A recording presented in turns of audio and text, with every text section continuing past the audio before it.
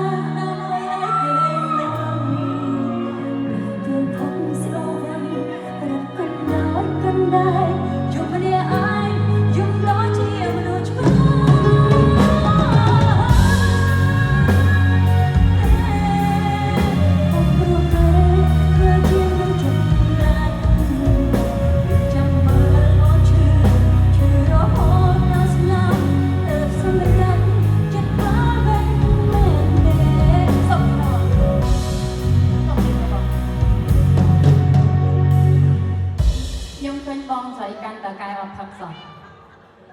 អត់ឃើញផឹកផងខ្ញុំពីលើនេះឡើងស្រឿងហើយបងអើយអញ្ចឹងបើខ្ញុំគឺអត់មានកែវស្រាប់ទៅហើយខ្ញុំអត់មានអូមកអូចាបងចុះនេះមានធំណានៅតែចំណុចមិនដដែលសិនយើងទាំងអស់គ្នាបងបាទតែបងសុកដាច់ទេបងសុកដាច់ទេនេះដាច់ទេវាដាច់ខ្ញុំសាកសិនតើមានជាយ៉ាងណាទៅវិញឆ្ងាញ់បងឆ្ងាញ់ចាឆ្ងាញ់អូខេ